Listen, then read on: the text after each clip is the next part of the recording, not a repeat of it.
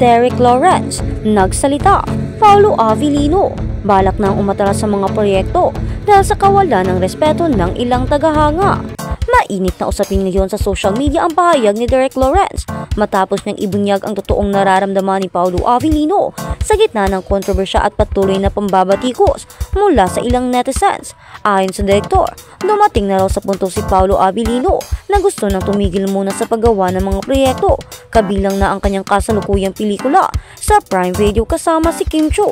Pagod na rin si Paolo. Sa isang candid na panayam, hindi napigilan ni Derek Lawrence ang kanyang pagkadismaya sa mga fans na umano'y lumalabis na sa kanilang mga ginagawa online.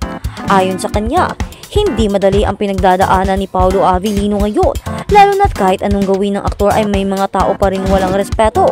Hindi naman kasi porket artista siya ay dapat tanggapin niya lahat ng pambabastos. Tao rin si Paolo, napapagod na sasaktan. Lahat ng ginagawa nila ay para sa mga manunood. Pero imbis na pasasalamat, batikos pa ang natatanggap, bahayag ni Derek Lawrence.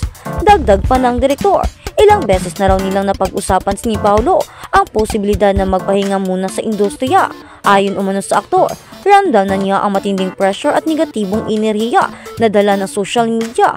Ramdam na niya ang pagod at sakit at parang hindi na niya kaya pang makarinig pa ng mga pambabatikos.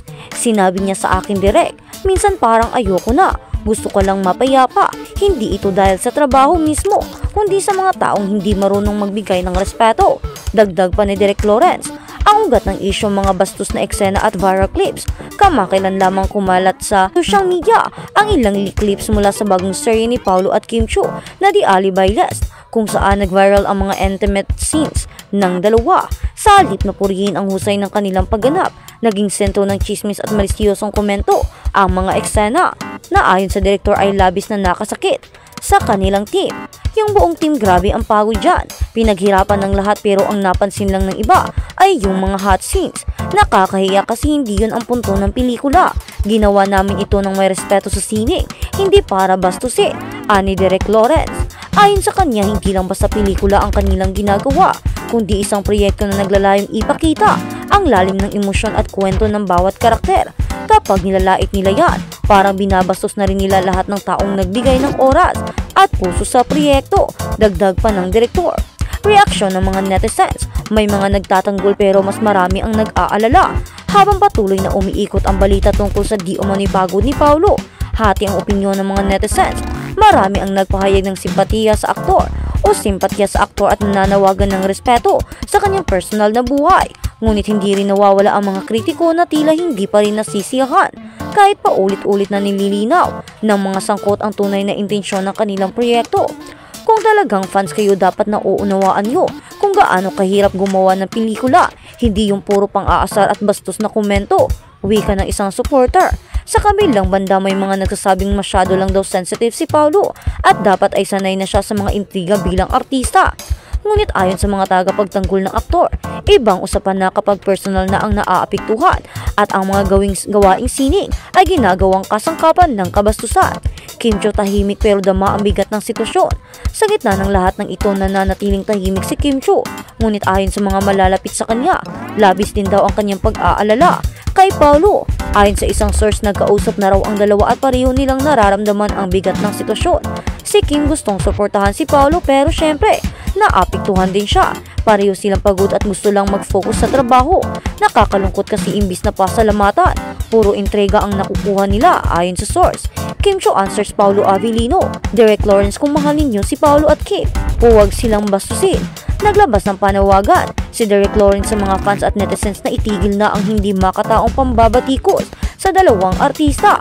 Aniya walang mali sa pagiging tagahanga, ngunit may hangganan dapat ang pagiging obsessed o toxic.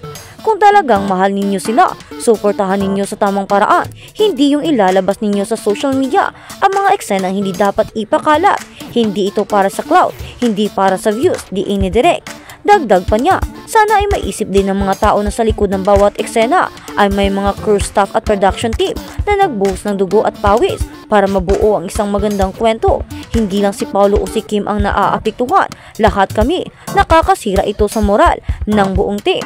Paliwanag pa ng direktor. Ang tanong, Paolo mananatili pa ba sa showbiz? Wala pang kumpirmadong desisyon mula kay Paolo Avellino, ngunit ayon sa mga malalapit sa kanya, seryoso raw talaga ang kanyang pagnanais na magpahinga muna. Hindi raw ito dahil sa kakulangan sa trabaho, kundi dahil sa pagod na emosyonal o emosyonal na pagod. Matagal na niyang nararamdaman yung stress. Lagi siyang nakangiti pero alam mong may bigat kapag sinasabi niyang pagod na siya.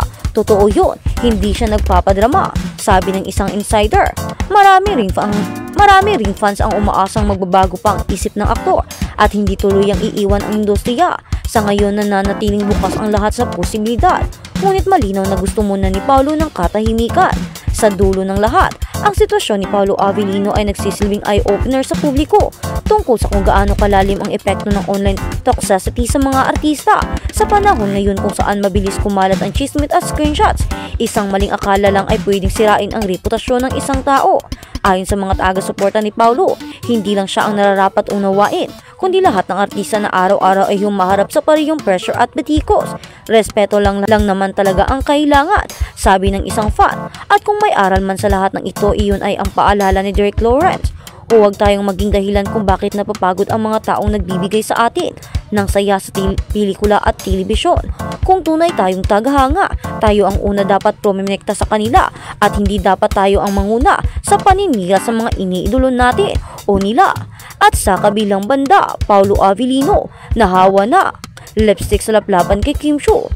Pinag-uusapan ngayon sa social media ang kumakalat na behind-the-scenes video ni Kim Chiu at Paolo Avellino. Kuha ito sa isang mainit na eksena nila para sa bago nilang teleserye.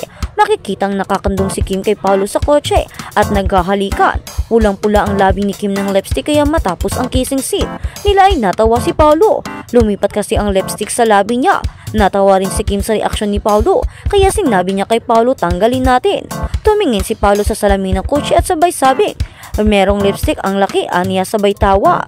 At sa kabilang balita, Kim Chiu humirit, no to mining. Kabilang si Kim Chiu sa mga nagpapasalamat sa bundok ng Sierra Madre. Nagbigay umano ito ng proteksyon sa bagyong Uwan. Viral ngayon sa social media ang pasasalamat ng mga netizens sa mga matataas na bundok ng bansa, kabilang na ang Sierra Madre. Sa kanyang ex or dating Twitter post, maraming salamat Sierra Madre. Once again you stood as our shield from the storm. You are no accident or you're no accident to your place. Sumunod ito ay ang pagsang-ayon ni Kim sa paniniwala ng marami na pinoprotektahan ng mga bundok ang kapakanan ng mga tao sa init, bagyo at baha. Kaya naman ang panawagan nito ay protektahan ang kalikasan ng mga nasa gobyerno. Araw-araw tayong pinoprotektahan ng mga bundok laban sa bagyo, baha, matinding init. Tahimik lang silang nakatayo. Walang hinihinging kapalit pero patuloy silang nagbibigay ng buhay, ng hangin at ginawa. Sana ganun din ang gawin ng mga nasa itaas. Sana marinig nila ang sigaw ng kalikasan bago maging huli ang lahat.